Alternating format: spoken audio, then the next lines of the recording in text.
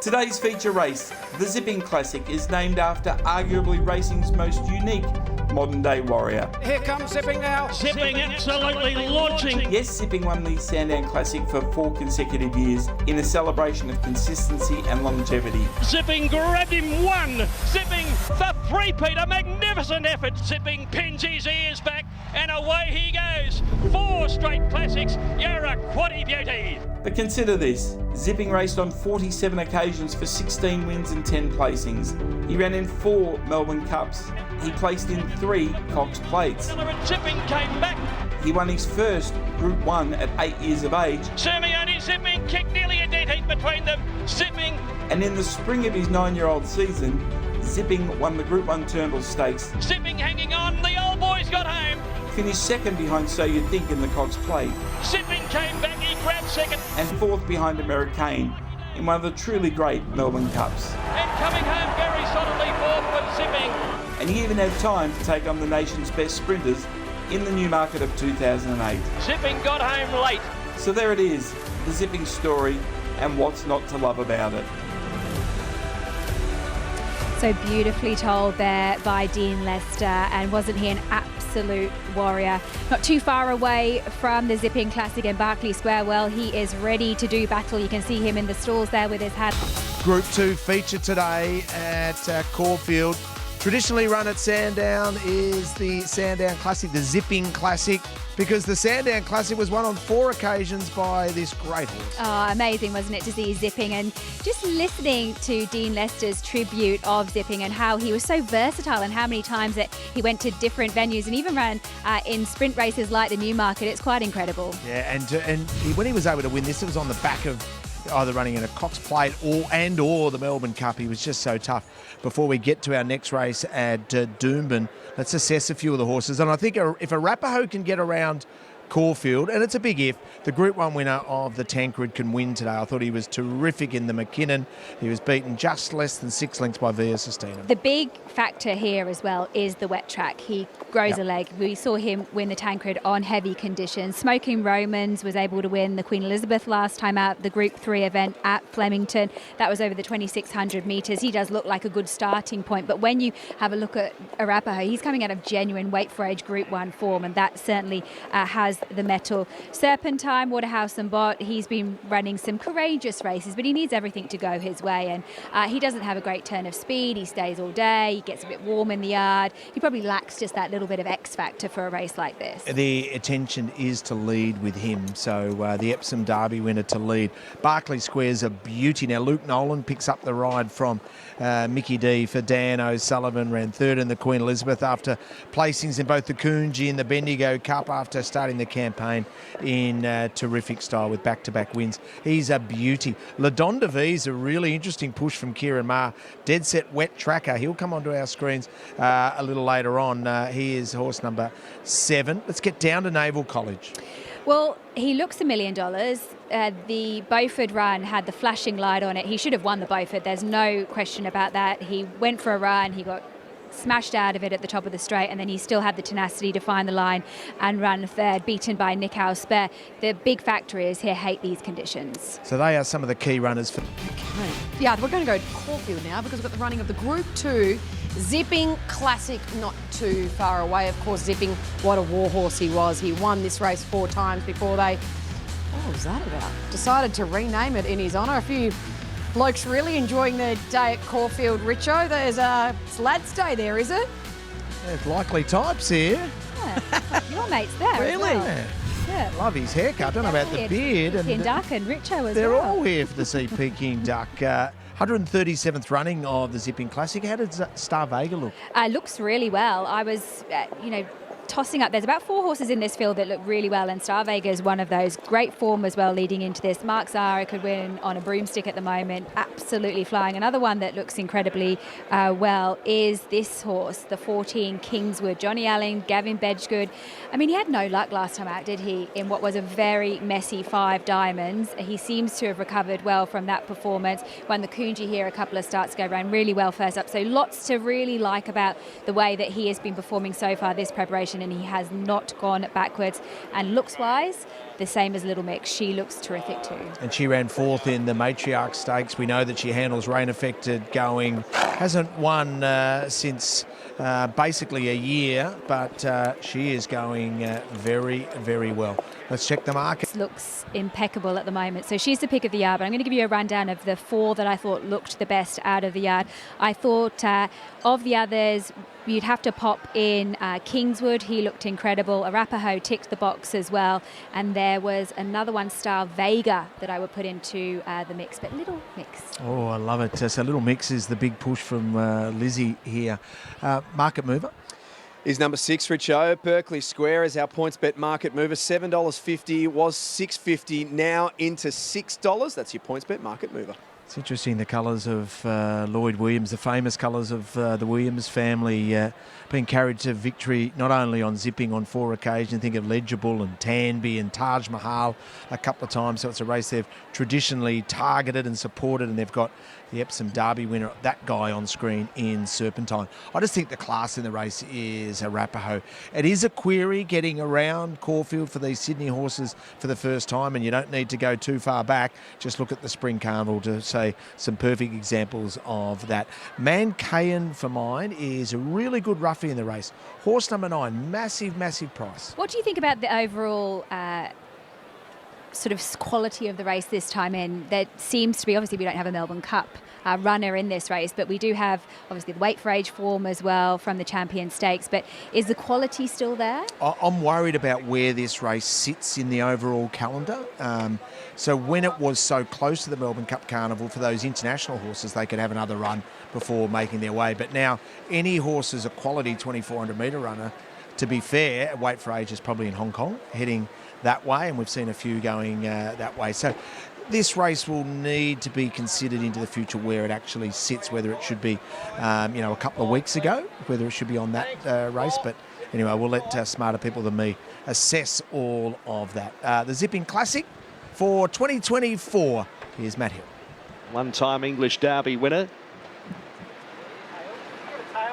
Smoke and Romans forwards. And that will leave Star of India a $750,000 race. The Key Clean Zipping Classic. And they're ready. Favourite drawn 3. An attendant with Mancayan in 1. Racing in the Zipping Classic. Mancayan away okay. Arapaho was the best to jump with Kingswood, and out wider Smoke and Romans, and Serpentine is pushing up as well as Arapaho's going to take the sit, and Star of India is pushing up the bolter. Midfield and wide at this stage Naval College, Ladonda v Mancayan, then Berkeley Square, Star Vega, and last of all Little Mix. Out of the straight, just over 2,000 to go. Smoke and Romans is the leader from Serpentine. Dropping in third, Star of India outside of Kingswood, and they're 2 lengths Naval College, who's next on the outside of Arapaho, who is 6th on the rails. A couple of lengths Ladonda V, followed by Mancayan, then Berkeley Square, Star Vega, Little Mix as they reach the 1,700 metres. Smoke and Romans heads towards the back section, the Queen Elizabeth Stakes winner by 3/4 of a length at the mile from Serpentine. Then came Star of India pulling a shade outside of Kingswood, followed by Arapaho, who tracks the grey 5th offence. Then Naval College at the 1,400 metres, a length and a quarter Ladonda V, then Mancayan, well back Berkeley Square, Star Vega and Little Mix as they reach the 1,300 metres. So the front runner, Smoke and Romans, at no tempo at all from Serpentine second, and third the inside is Kingswood, who's just up on the steel fractionally now as a result. Star of India in 4th place, and then came Arapaho. Naval College, a length and a quarter Mancayan, Ladonda V, a length and a half Berkeley Square, Star Vega, and Little Mix with a lot to do. Towards the side of the course with 1,000 metres to go. Smoke and Romans about to be tested by Serpentine, and they're 2 lengths in front of Kingswood, and then Star of India. A length and 3/4 Arapaho, who's snookered 5th on the inside of Naval College. Ladonda V 3 wide from Mancayan. They're about to stoke it up. Berkeley Square 3rd last, and then a gap to Star Vega and Little Mix. So it's Smoke and Romans, 600 metres to go, has completely controlled the race so far from Serpentine under pressure. pressure. Kingswood needs an out behind them. Star of India going backwards. Arapahoe's got out. King moves it to the outside, followed by Naval College, Ladonda V, and back behind them Barclay Square. So it's Smoke and Romans in front. 300 metres to go. Can't quite sprint away from them though, and here comes Arapahoe. Arapahoe on the outside joins Smoke and Romans. They set two at the 200, but Arapahoe under hands and heels went to the front, shown the whip. 3/4 Smoke and Romans. They gap the others. Arapahoe was pulling clear from Smoke and Romans, and Arapahoe won the Zipping Classic. 3/4 Smoke and Romans, 4 or 5 lengths. Barclay Square up for third. Then Serpentine, Kingswood, a gap in the field, Ladonda V, Naval College, Little Mix, a long gap, Star Vega, Mancayan, and just clocking in, Star of India. Rachel King, not a lot of experience riding at Caulfield, but giving Arapahoe an absolute peach of a ride there. Aided by an inside barrier, settled third pair back on the rail, but then made the split-second decisions that were absolutely perfect because she had the right horse underneath her. A little element of class. The Group 1 winner wins here with Arapahoe. Yeah, had all the conditions to suit, but also was aided, as you just mentioned, by a very, very good ride from Rachel King, who was able to smother him up for as long as possible, give him a great opportunity to find the line. You can see Carl Holt there. He is the major owner in Arapahoe. He was able to take out the Group 1 Tancred. He's now got the Zipping Classic to his name. But Kath, talk us through the concluding stages and what would have been going through Rachel's head at this point in time.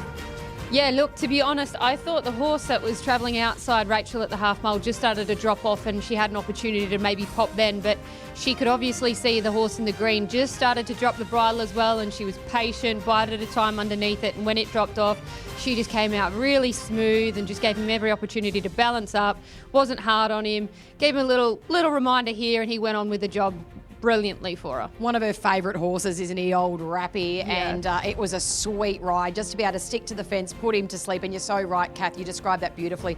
Peel out right time and no effort used. It was just effortless and seamless. Cannot believe we found nearly $5 to find out. Here's stable rep and her husband in Luke Hilton. Luke Hilton, congratulations to you and Rach and also to Björn. That's a special win for you, no doubt. It is, yeah. He's a special horse for the team. It's taken a long time to get him back, and he put the riding on the wall a couple of starts ago, and he backed it up again in the Champion Stakes, and then he's just franked it today. He's a Group 1 horse, and he's back. And he's going as well as ever, arguably better than ever. Yeah, his work on Tuesday, Björn said to me, he said, I've never, ever had a stayer or him work like he did on Tuesday, and we came full of confidence. Track obviously was a little bit of a question mark. He has won on heavy before, but it was a really good result, and he's back. I know you're biased, but your beautiful wife has given that an absolute peach of a ride. I don't know if she's had many rides around Caulfield, but that was outstanding. I don't know. I probably could have done that, Richard. I reckon the way he went. No, it was a fantastic ride. She loves this horse. She knows him so well. She knows him inside out, and that was just an outstanding win, and a very special win as well, because we actually lost one of his owners during the week when we had his funeral, and I know he'll be looking down on him, and he gave him a good kick home, I'm sure. Yeah, well done. Hey, good luck with Overpass as well today. Should be a big day. Well Thanks, Richard.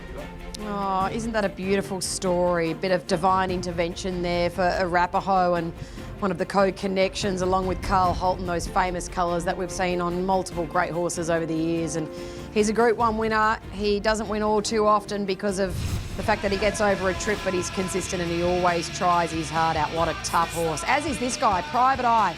Over $11 million in the bank. He goes round in the Group 3 Festival Stakes over the 1,500 metres here at Rosehill next.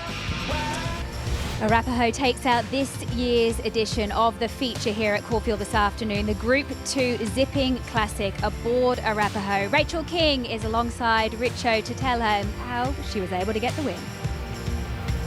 Oh, Rach, can I start with, gee, it's been a trouble to get here. A bit of testing. They tried to stop me. I reckon maybe some of these jockeys obviously saw his run last start and put a few delays on at the airport, but yeah, it's pleased to get here and be on Melbourne soil. Oh, and then to give this boy, the boy that you love so much, an absolute peach of a ride. I don't know if you've had many rides here at Caulfield, but that was outstanding. Well done. I've been here once, and my first ride here was actually a winner, so I like Caulfield. I can't take a lot of credit for him. He just gets out there and does it. He's an absolute dream to ride.